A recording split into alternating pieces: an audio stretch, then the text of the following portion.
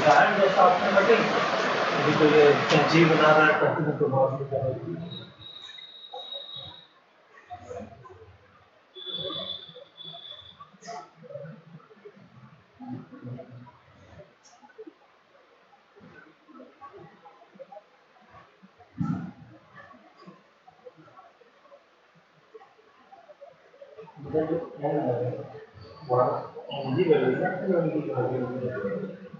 ये मार्क्स कितना आ जाएगा इसका वीडियो बना रहा हूँ तो इस मार्क्स के हिसाब से फोर्थ मिल जाएगा इसको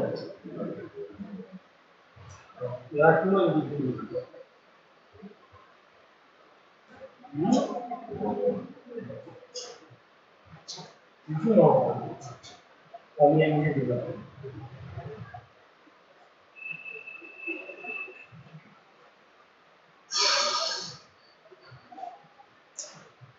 एक क्वेश्चन देता हूँ घर के लिए कभी कभी देता आप लोग वो भी नहीं ट्राई करोगे तो फिर कैसे जो है वो दिमाग में चीज खुलेगी। कोई भी चीज नहीं बता रहा हूँ मैं वही पुरानी चीजें बता रहा हूँ लेकिन जब तक आप ट्राई नहीं करोगे तब तक फिर ये आपको मुश्किल ही लगेगी।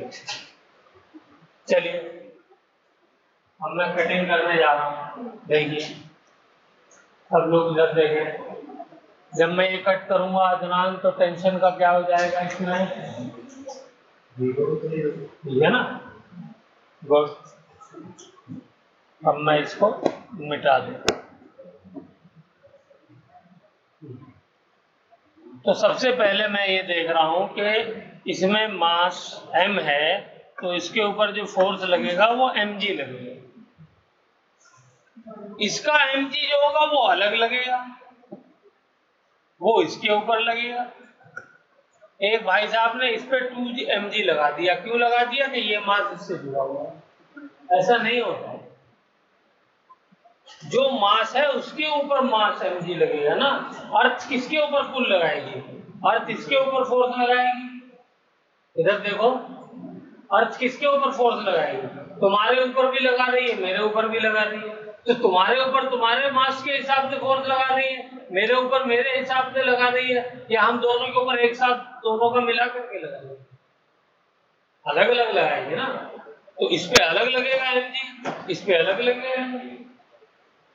क्लियर हुई बात।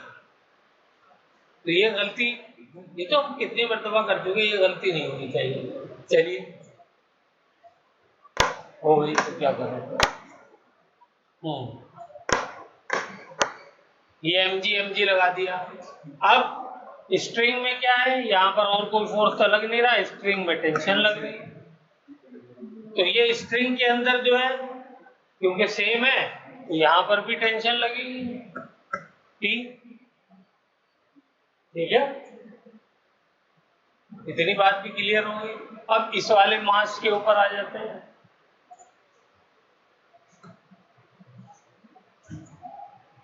इस वाले मास पे इसका मास है मैं तो इस पे भी mg नीचे की तरफ लग रहा हूं। दूसरा फोर्स कौन सा लग रहा है ये टेंशन भी तो इसको खींच रही है तो दूसरा फोर्स ये टेंशन लग रहा है ठीक है ना। और तीसरा फोर्स कौन सा लग रहा है ये स्प्रिंग इसको खींच रही है ऊपर की तरफ तो स्प्रिंग फोर्स Fs ऊपर की तरफ लग रहा है। हो गई बात क्लियर सबको नहीं होगी बस अब कटिंग कर दी है तो वही यहाँ पर देखो FBD मैंने बनाया हुआ है इसका दिख रहा है नीचे mg लग रहा है साथ में टेंशन नीचे लग रही है ऊपर Fs लग रहा है। नीचे वाले मास में नीचे वाला मास ये नीचे mg लग रहा है ऊपर टेंशन लग रही है। ये बात कब की है बिफोर कटिंग जब हमने स्ट्रिंग को कट नहीं किया है और सब चीजें किसमें है इक्विलिब्रियम में। इक्विलिब्रियम का मतलब क्या होता है नेट फोर्स 0 क्योंकि कोई मोशन नहीं हो रहा ना तो नेट फोर्स 0। ठीक है इतनी बात बिल्कुल डाउटलेस। चलिए अब हम लोग करते हैं कटिंग। तो कटिंग करते वक्त क्या हो जाएगा, फौरन आफ्टर कटिंग हमें पता है सबसे पहली चीज जो होती है क्या होती है, टेंशन जीरो हो जाती है। जो स्प्रिंग कट करी जाएगी, ठीक है, वो टेंशन उसकी जीरो हो जाएगी।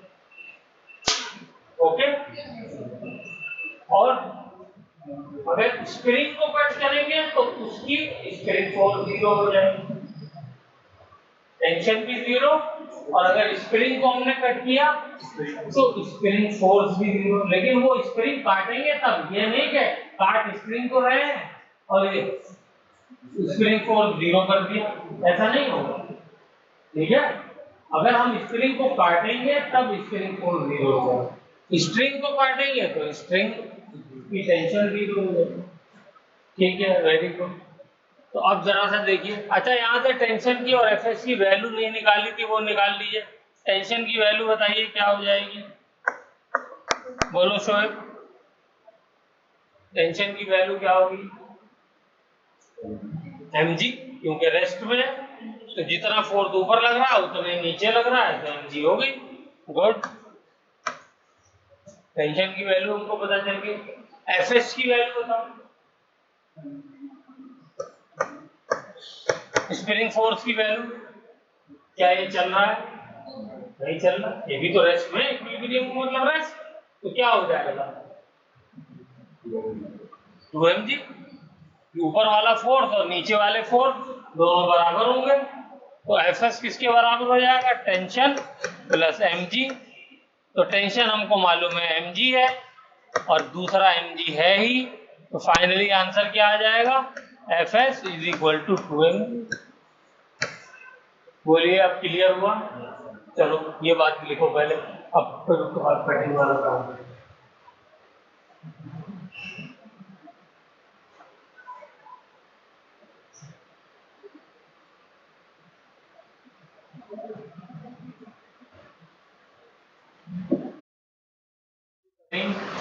इधर देखिए सब लोग, स्ट्रिंग की कटिंग करने के बाद क्या होगा, जस्ट आफ्टर कटिंग जो नीचे वाला मास है वो mg तो लगना बंद हो नहीं जाएगा, उस पर mg तो लगेगा, वो तो अर्थ की वजह से लग रहा है ना, ग्रेविटेशनल फोर्स है, जमीन खींच रही है, वो तो खींचेगी, ठीक है। लेकिन ऊपर वाली जो टेंशन थी वो नीचे लग जाएगी, वो जीरो हो जाएगी,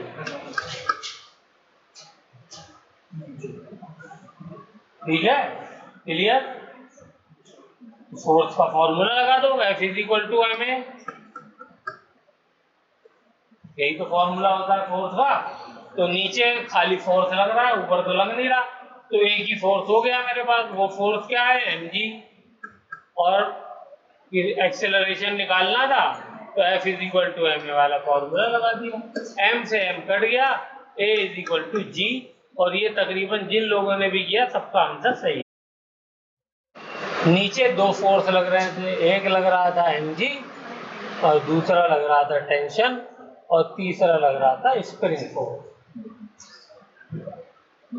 ठीक है। mg, दूसरी टेंशन, तीसरा स्प्रिंग फोर्स। सब लोगों ने लिखा है, देखा। अब इनकी वैल्यू लिखनी है खाली, कटिंग के बाद क्या हो जाएगा, दिमाग ध्यान से इसको देखिए। तो बस हो गया, इधर ध्यान दो। कटिंग के बाद mg क्या चेंज होगा, नहीं, ये तो ये सेम रहेगा। बोलिए, टेंशन क्या चेंज होगी, फौरन जीरो हो जाएगी, immediately within no time ये जीरो। एफएस क्या होगा, विद इन नो टाइम, बोलो।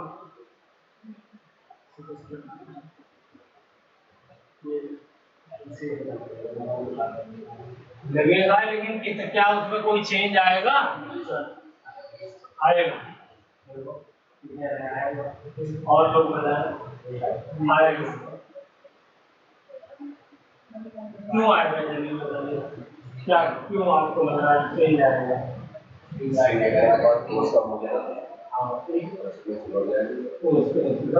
मैंने कहा कि जस्ट आफ्टर कटिंग तो करने में टाइम लगेगा 4 सेकंड का, उस 4 सेकंड से पहले जो टाइम 0 है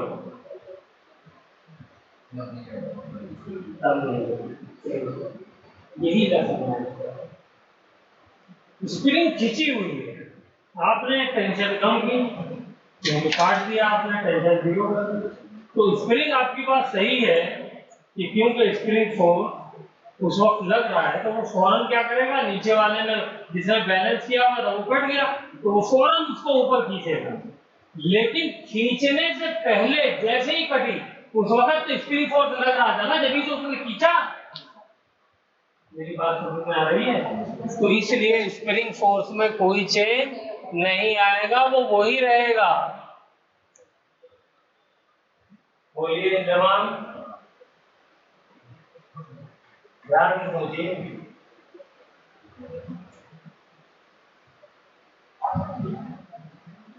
स्प्रिंग काटी आपने तो स्प्रिंग में जो फोर्स लग रहा था वो तो लगता ही रहेगा ना। उसने जब मास को ऊपर खींच लिया तब वो बंद हो जाएगा, तब वो mg के बराबर हो जाएगा। लेकिन mg के बराबर होने से पहले उसने क्या किया, मास को ऊपर खींचा, तो वो मास को ऊपर खींचने में वो वाला जो टाइम लगा उस टाइम से भी पहले की मैं बात कर रहा हूं। तो वो क्या कर रहा है, वो उसको ऊपर खींच रहा है, कितने टाइम में, 0.01 सेकेंड में। समझ रहे हैं? हाँ, तो इसलिए ये फोर्स ये भी कल हमने डिस्कस किया था।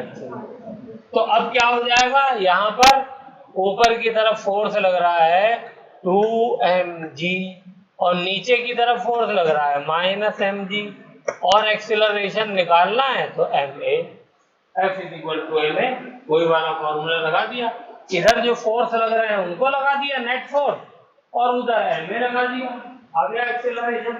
तो क्या हो जाएगा, 2mg में से -mg गया तो ये g = a, लेकिन एक्सेलरेशन किधर होगा, ऊपर की तरफ होगा, ऊपर जाएगा, ये वाला मास ऊपर जाएगा और ये मास नीचे। क्लियर हुई बात? पक्का? हाँ,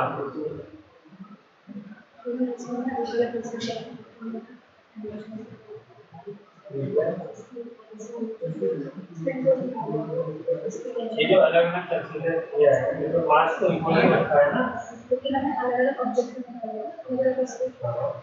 ऑब्जेक्ट अलग हो लेकिन मास तो सेम हो सकता है। इस वजह से अब इस फिल्म को स्क्रीन में हाँ बिल्कुल सही है, इसलिए फिर ये आंसर चेंज है। हाँ, इसलिए आंसर बाद में चेंज हो जाता है। तो ठीक है, बस इसमें कैंसिल नहीं होगा, ठीक है ना। लेकिन आप ये बताइए ये mg प्लस mg ऊपर लग रहा है और नीचे क्या लग रहा है, नीचे वाला को mg लग रहा है तो mg कट गया, ठीक है। और यहाँ पर m a नहीं होगा, मास कौन सा लेंगे, ऊपर वाले भी लेंगे ना, तो ऊपर वाले का मास अच्छा मास m है, ठीक है। तो m कटेगा तो ये आ जाएगा, लेकिन आप चलिए अब आपने वो मास अलग ले लिया इसलिए मास सेम आप ऐसा कर सकते हैं, आपको नंबर 1 नंबर 2 दे ले, ठीक है ना। हाँ, तो इसको आप इन्होंने m डैश एक को मान लिया, एक को m मान लिया, ठीक है। तो उससे मास कटेगा नहीं, उससे मास कटेगा। चलिए तो अलग अलग मास मान करके भी करिए प्रैक्टिस के लिए। इसको जो है m1 मान लीजिए, इसको या ऊपर वाले को m1, इसको m2। क्वेश्चन इसी को रिपीट करिए, m1 एंड m2 मान कर करिए, देखिए क्या आता है।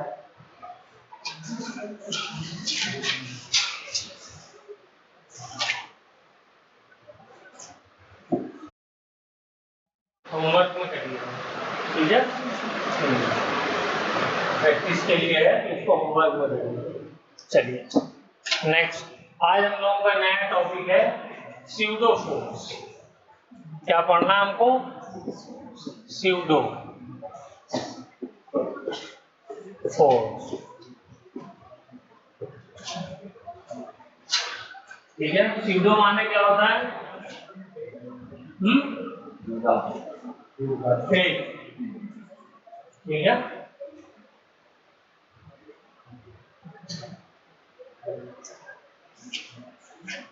इसको जानने से पहले हम लोग पहले भी डिस्कस कर चुके हैं, दोबारा डिस्कस करते हैं। Inertial frame of reference.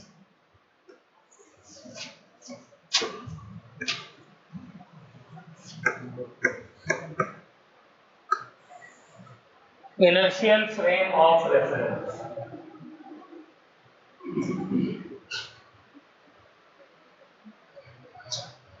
Frame of reference क्या होता है, पहले तो इसकी बात करते हैं, बताइए।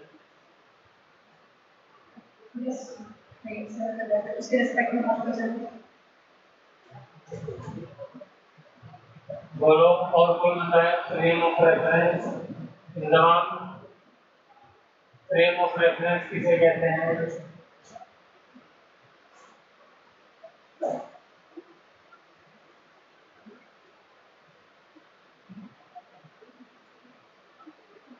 ज्यादा दिमाग है?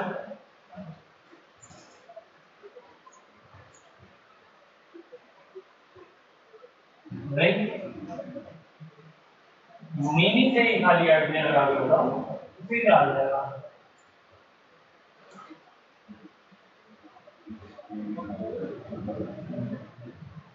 हाँ जी, फ्रेम ऑफ रेफरेंस का नाम सुना?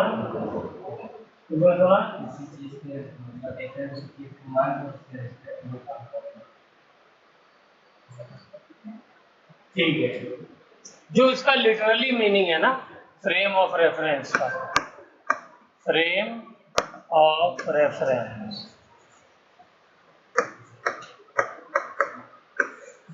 यही मीनिंग होता है। ठीक है, मान लीजिए मैं कार देख रहा हूं, मैं या एक पेड़ देख रहा हूं, कार को छोड़ दिया, कार में बैठा देंगे, ये पेड़ है, ओके, और ये रोड है, यहाँ पे मैं एक शोएब की साइकिल ले ली मैंने,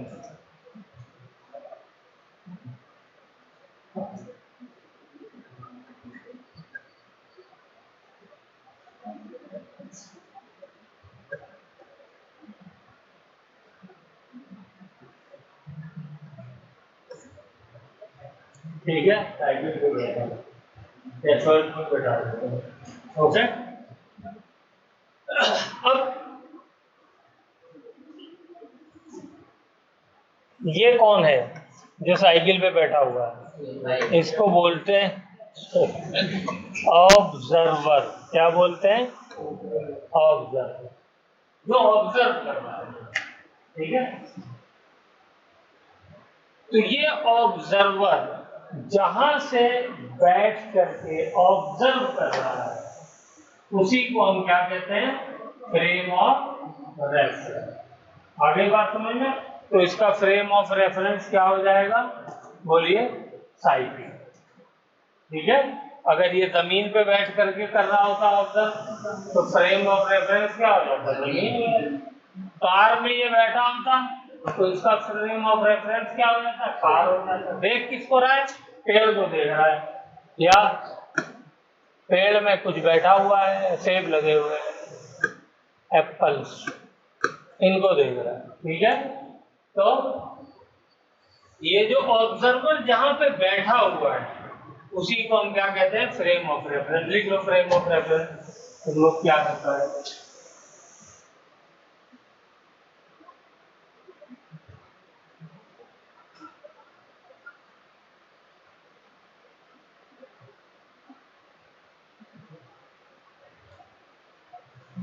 क्या लिखोगे? द प्लेस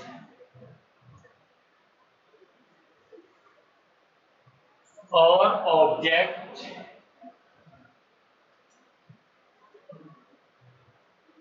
on which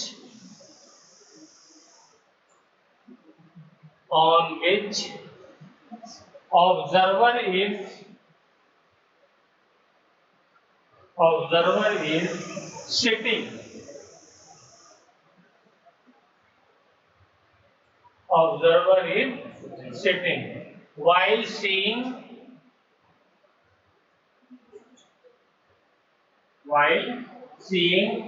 और seeing की बजाय बल्कि लिख लो observing any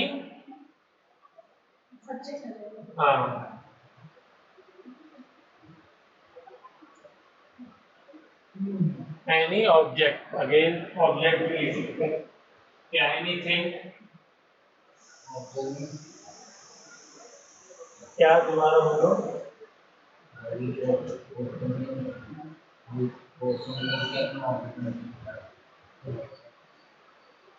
क्या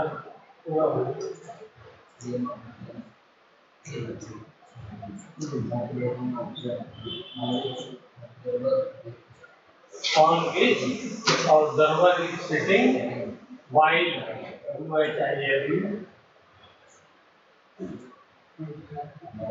माने जब, ठीक है, while seeing any object, ठीक है, ये तुमको जो है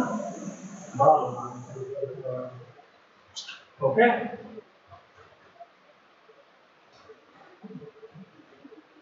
इतनी बात क्लियर हो गई। तो फ्रेम ऑफ रेफरेंस समझ में आ गया। अब इनर्शियल फ्रेम ऑफ रेफरेंस लिखिए क्या होता है। Inertial frame of reference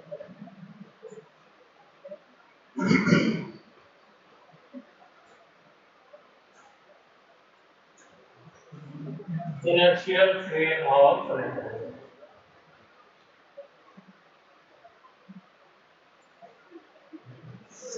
inertial जो बोला गया ये वर्ड आया इनर्शिया से, किससे आया, इनर्शिया से।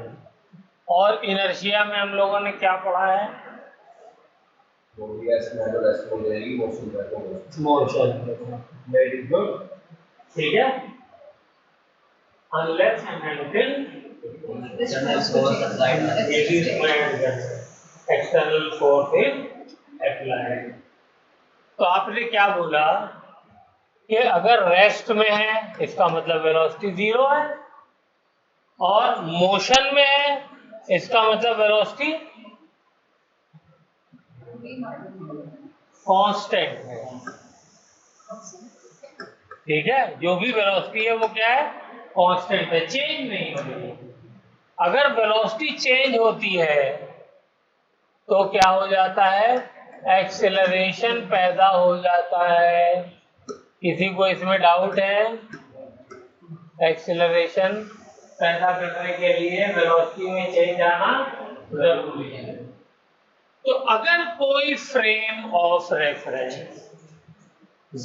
रुका हुआ है, जैसे मैं ग्राउंड पे खड़ा हूँ तो रुका हुआ हूँ, या साइकिल रोक ली है, ठीक है, तो कोई चीज नजर आ गई रोक करके देखें तो साइकिल, तो क्या हो गया, उस वक्त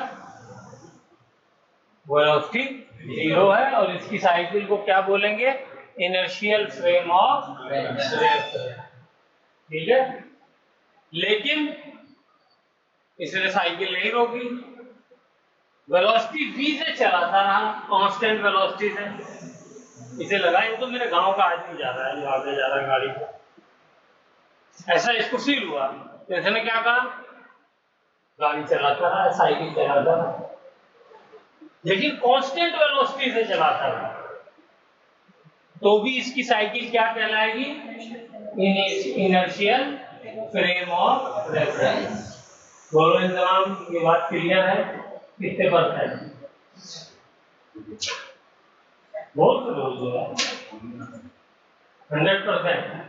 हाँ भाई इतना बोलिए, क्लियर है, चलो।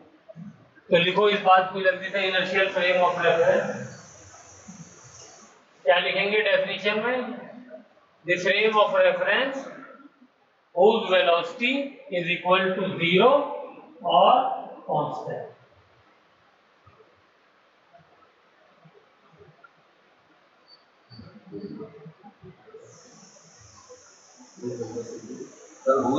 वेलोसिटी इज 0, 0 लिखने के बाद ब्रैकेट में रेस्ट लिख लो, रेस्ट पे है, और मूविंग विथ कांस्टेंट वेलोसिटी,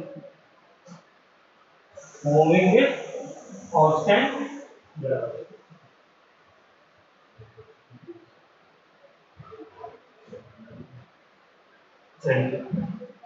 तो ऐसे इनर्शियल, ऐसे रेफरेंस फ्रेम को हम लोग क्या बोलेंगे? Inertial frame of reference. ठीक है, ओके, आगे चले।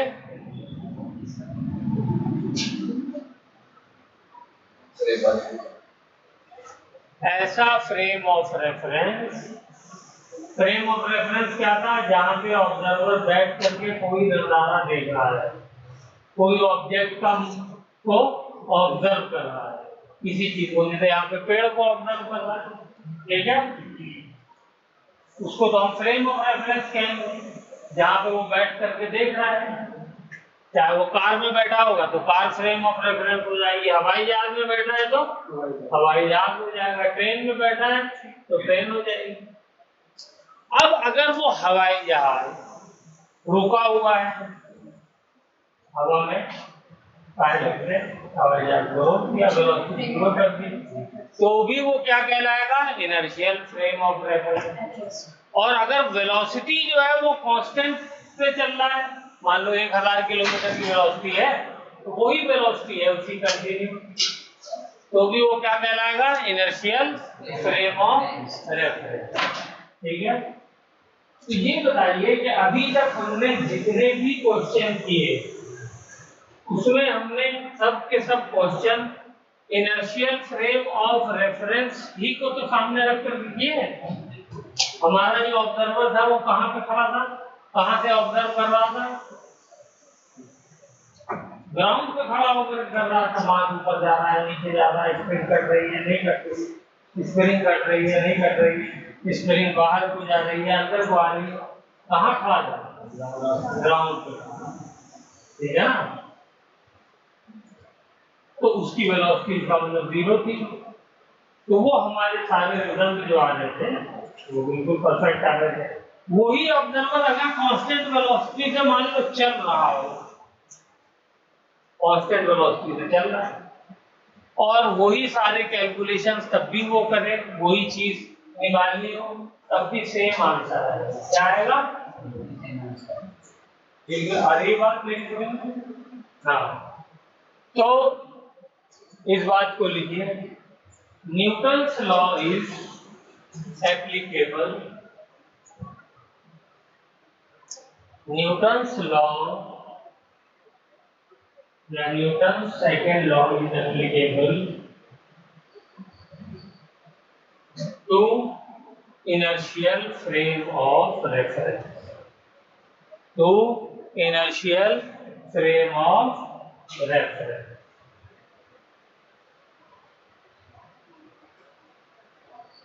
क्लियर होगी बात? चलिए अब नेक्स्ट पेज पे चलते हैं।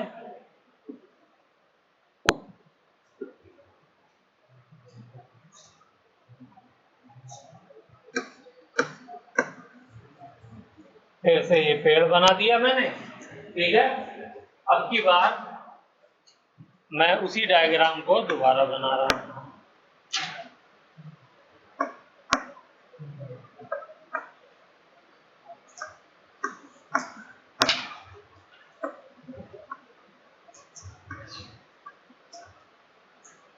चलिए, तो हमने क्या पढ़ा कि ये साइकिल रोक करके भी खड़ा हो सकता है, ये कांस्टेंट वेलोसिटी से भी चल सकता है, ठीक है, ये दो चीजें हमने पढ़ी।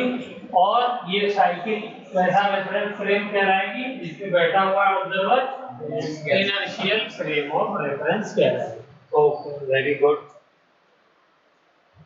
तो ये बताइए इंजमाम, अगर ये रुका हुआ है तो उसको वो पेड़ कैसा नजर आएगा?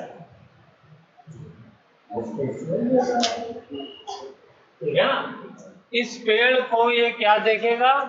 If velocity is 0 then tree will be at rest। उसको कैसा नजर आएगा? पेड़ रेस्ट में नजर आएगा। क्लियर हो गई बात? अब इसके लिए अलग से टाइम क्यों लिख लेना? चलिए, तो अब ये वाला भी अपने आप लिख डालिए। अगर वो चल रहा है कांस्टेंट वेलोसिटी तो कैसा नजर आएगा?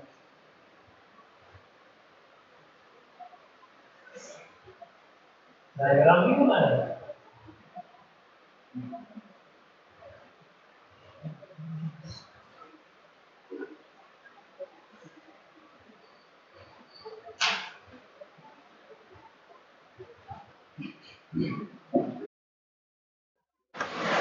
Towards the observer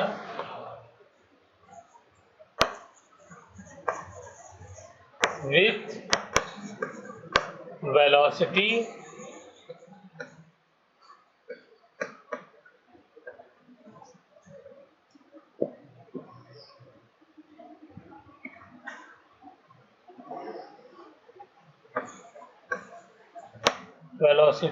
v। अगर ये वेलोसिटी v से चल रहा है तो उसको ऐसा लगेगा कि ये वाला जो पेड़ है ये इसकी तरफ चल के आ रहा है वेलोसिटी v से। वो खुद को नहीं मोशन में समझेगा, वो क्या समझेगा? वो सामने से पेड़ मेरी तरफ चला हुआ है। ठीक है, ये दोनों के दोनों फ्रेम क्या होंगे? Inertial frame of reference. और यहाँ पे Newton's law of motion is applicable. यही तो सीखा अभी तक हमने। ठीक है,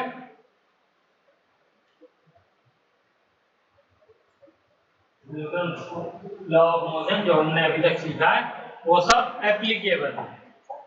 चलिए, वेरी गुड। अब मैंने क्या किया?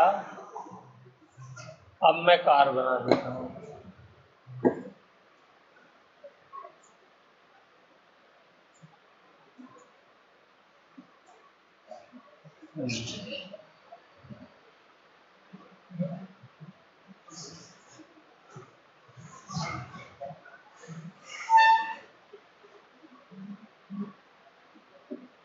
चलिए, ये मेरी कार है, इसमें ऑब्जर्वर बैठा हुआ है।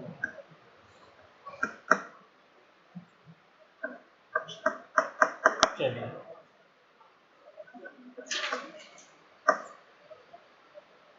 इस बार इसकी वेलोसिटी कांस्टेंट नहीं है, चेंज हो गई।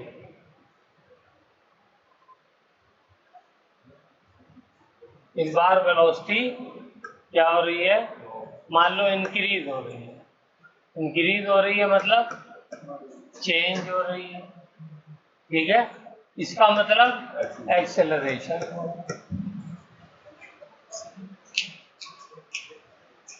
अच्छा, इन दोनों में एक और बात और लिख लो इंपॉर्टेंट। इसके ऊपर पहले वाले केस में यहां पे लिखे,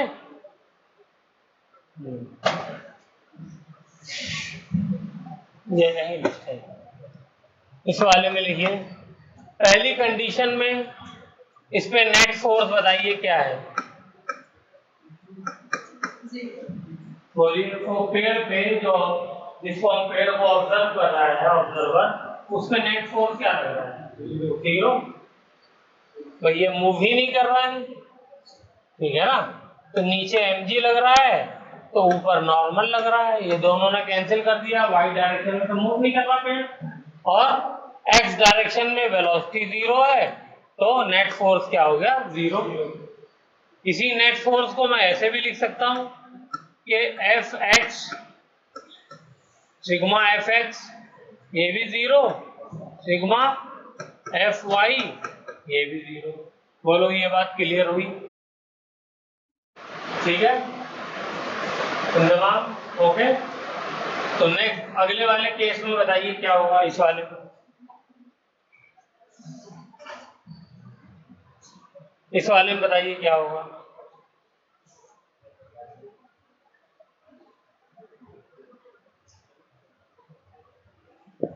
बोलिए यहां पर एफ नेट क्या होगा।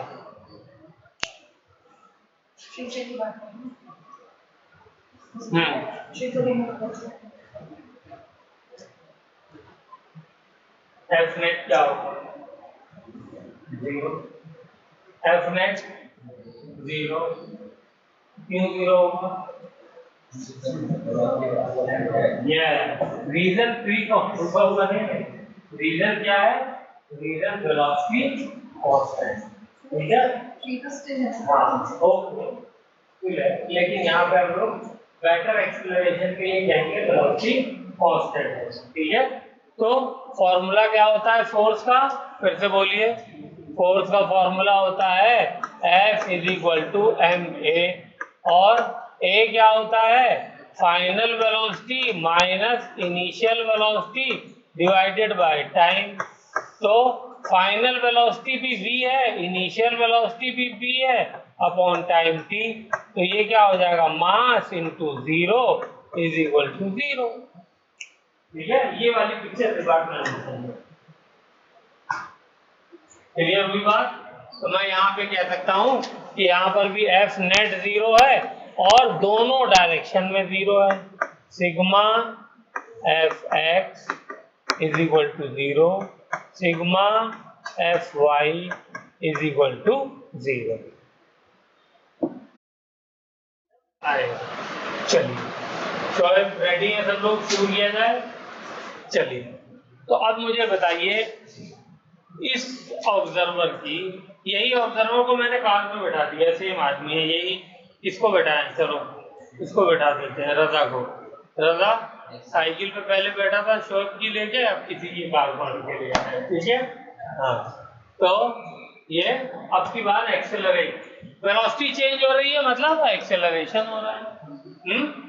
तो ये तो ए एक्सेलरेशन से जा रहा है क्यों भाई, तो उसको पेड़ कैसे नजर आएगा? बोलो उसे अपने आप को नहीं नजर आएगा कि मैं चल रहा हूँ, क्या एक्सेलरेट कर रहे हैं तो उसे नजर आ जाएगा कि मैं चल रहा हूँ।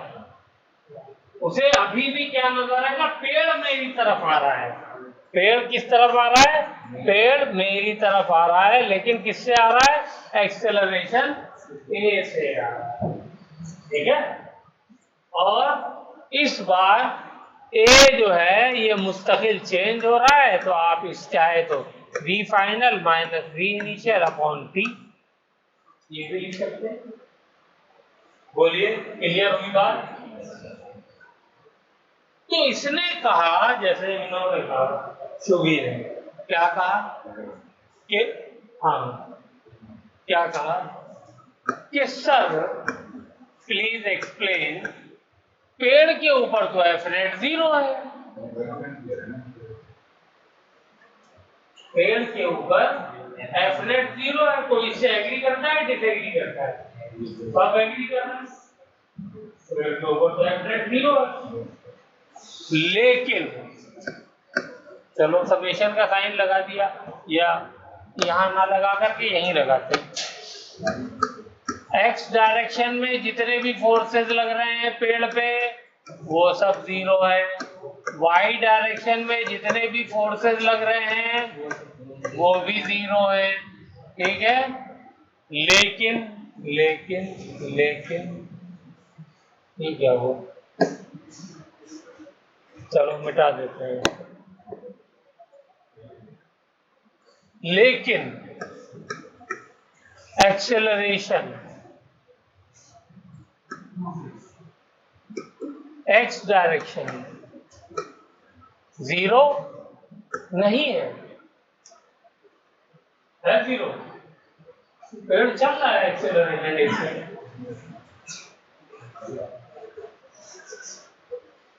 पेड़ ऑब्जर्वर को चलता हुआ नजर आ रहा है। न्यूटन साहब फेल हो गया, न्यूटन साहब फेल हो गया। यहाँ पे न्यूटन लॉ काम नहीं करेगा। क्या बेटा?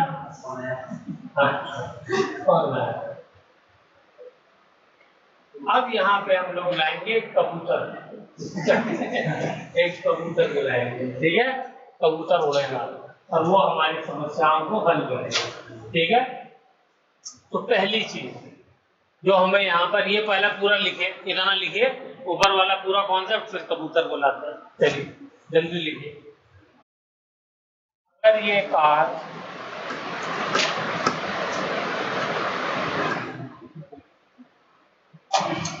इसमें बैठा हुआ ऑब्जर्वर, इसकी वेलोसिटी 0 है या वेलोसिटी कांस्टेंट है, तो ये क्या कहलाएगा? इनर्शियल फ्रेम ऑफ रेफरेंस, और इसमें न्यूटन्स लॉ वैलिड है। क्या है? वैलिड। क्लियर हो गई बात? लेकिन अगर इसके अंदर वेलोसिटी चेंज हो रही है, चेंज हो रही है का मतलब इसमें एक्सेलरेशन है, एक्सेलरेशन है, तो ये क्या कहलाएगा? Non inertial frame of reference, और इसमें Newton's laws of motion valid नहीं। ठीक है, इतनी बात क्लियर हुई? इतना ही आपको याद रखना है। ये तो जितना इतनी कहानी मैंने सुनाई 15 मिनट, ये सिर्फ फील करने के लिए, ठीक है? ओके, अब देखिए, तो ये गाड़ी मेरी एक्सेलरेशन ए से चल रही है, तो ये मुझे पेड़, ये तो अपने आप को रेस्ट पे मानेगा नहीं, मतलब रेस्ट पे मानेगा कि मैं तो कार में बैठा हुआ, ड्राइवर जो है या पीछे सवारी जो है, मैं थोड़ी चल रहा हूँ, उसे नजर आएगा कि पेड़ चल रहा है। और कैसे चल रहा है? एक्सेलरेशन ए से मेरी तरफ आ रहा है। तो एक्सेलरेशन जहां पर भी होगा तो वहां तो नेट फोर्स 0 हो नहीं सकता, वहां नेट फोर्स 0 होगा नहीं होगा, वहां तो फोर्स होना चाहिए, वहां तो फोर्स होना चाहिए ना। सबको ये बात क्लियर है? क्योंकि फोर्स इज इक्वल टू क्या होता है? एम ए, और ए जो है वो 0 नहीं है, तो इसलिए फोर्स का होना लाजमी है, ठीक है? तो अब ऐसी प्रॉब्लम को हम कैसे करें? यहाँ पे ऐसी प्रॉब्लम को कैसे सॉल्व करें? इसके लिए एक टेक्निक फिजिसिस्ट ने डेवलप करी, जिसको हम लोग जुगाड़ भी कह सकते हैं। वो क्या टेक्निक उन्होंने डेवलप करी? उन्होंने कहा कि जैसे आप इनर्शियल फ्रेम में सारी चीजें हम कर रहे थे, वैसे ही करिए। जैसे हम इनर्शियल फ्रेम में एफबीडी बना रहे थे, वैसे ही करिए। क्या बोला मैंने नवीन? रिपीट करो।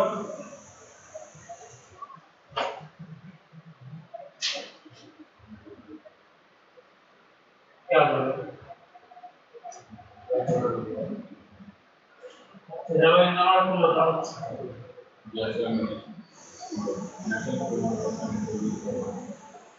इनर्शियल फ्रेम ऑफ रेफरेंस में एफबीडी बना रहे हैं, वैसे फ्री बॉडी डायग्राम वैसे ही इसमें बनाए, नो प्रॉब्लम। खाली एक छोटा सा काम कर लीजिए। क्या काम कर लीजिए? कि जिस बॉडी का आप एफबीडी बनाए, उस पे एक, जिस डायरेक्शन में एक्सेलरेशन है, जिस डायरेक्शन में वो बॉडी का एक्सेलरेशन है, उसके अपोजिट डायरेक्शन में फोर्स लगा दीजिए, उतना ही। उसके अपोजिट डायरेक्शन में क्या करिए? उतना ही एक फोर्स लगा दीजिए। ये मान लीजिए इसका एक्सेलरेशन इधर है, तो आप क्या करिए? इसके अपोजिट डायरेक्शन में एक इधर फोर्स लगा दीजिए, और इसी फोर्स का नाम क्या है? स्यूडो। तो ये इसीलिए स्यूडो है, झूठा। ठीक है, एक्चुअली कोई फोर्स नहीं है, ये फोर्स कैसा फोर्स है? प्रॉब्लम को सॉल्व करने के लिए, ताकि हमें एक्स्ट्रा दिमाग ना लगाना पड़े, खाली एक छोटी सी बात करें कि जो बॉडी हमारी है, जिसको मैं ऑब्जर्व कहां से कर रहा हूं? नॉन इनर्शियल फ्रेम से, यानी ऐसे फ्रेम से जो कि एक्सेलरेशन में है। तो मुझे क्या करना पड़ेगा? मुझे इसका एफबीडी बनाते वक्त क्या करना होगा? बोलिए, एफबीडी मैं बना रहा हूं ये पेड़ का, सब लोग बताएं। तो नीचे क्या लगेगा, ऊपर क्या लगेगा, इधर क्या लगेगा, इधर क्या लगेगा? नीचे mg लगेगा, मान लेता हूं इसका मास m है। ऊपर नॉर्मल लगेगा, इधर क्या लगेगा, लेफ्ट में एक्सेलरेशन है, तो फोर्स क्या लगेगा? ma लगेगा ना। तो अभी एक्चुअली तो ये मूव कर नहीं रहा था, तो इसीलिए कैसे ये इसको बैलेंस करेगा? और ये तो आपने फोर्स लगा दिया, तो ये तो मूव करना चाहिए ना। एक्चुअली तो मूव नहीं कर रहा है, ऑब्जर्वर को फील हो रहा है ना, झूठ मूठ में फील तो जो हो रहा है वो मिरेज है, समझिए, धोखा है यार, धोखा। तो इसीलिए हम क्या करेंगे? हम भी धोखा करेंगे, एक जो धोखे वाला फोर्स लगा देंगे। और कितना लगाएंगे?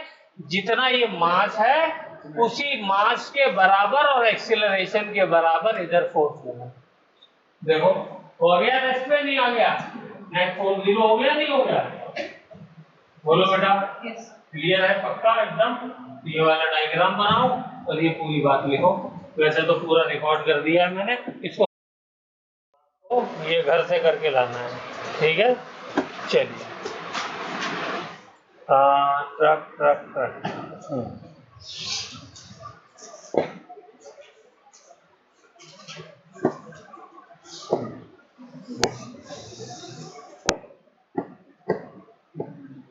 ये मेरा एक ट्रक है, ठीक है? ये उसके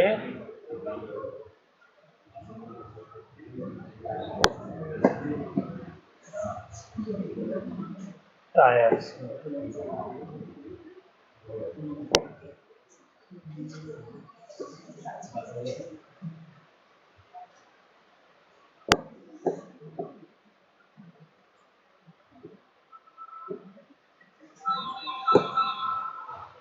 ये उसके टायर।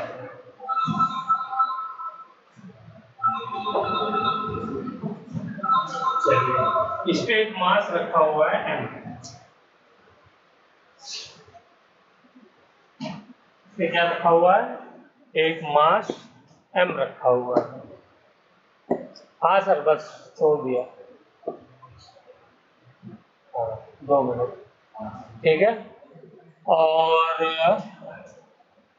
ये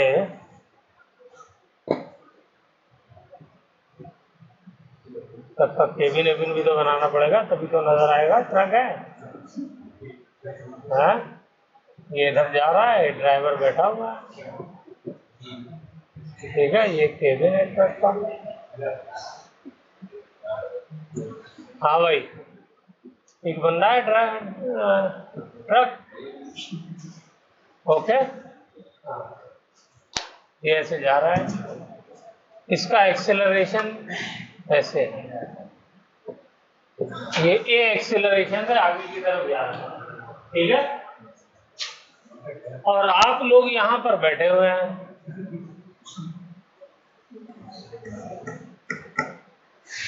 ठीक है?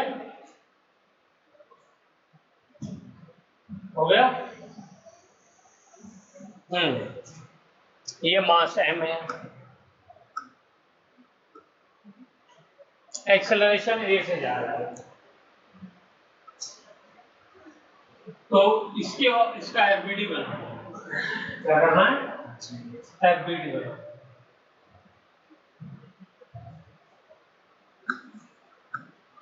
Draw FBD of mass m, mass M for both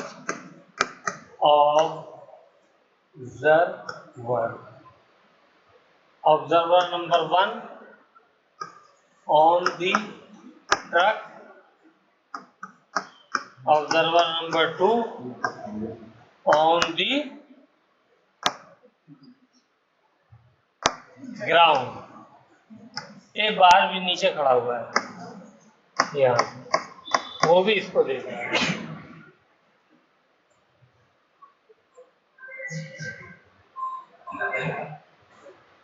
ये ग्राउंड पे खड़ा हुआ है, ये ग्राउंड है।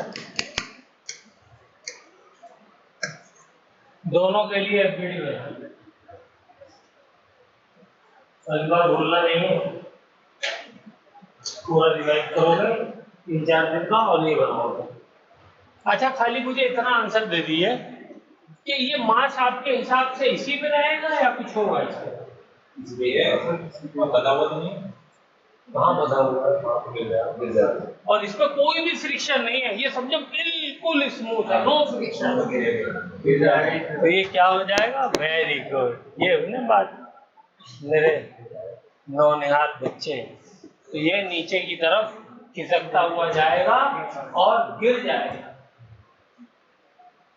यू मिस्टर क्यों गिर गया? क्या इस पर कोई फोर्स लग रहा है?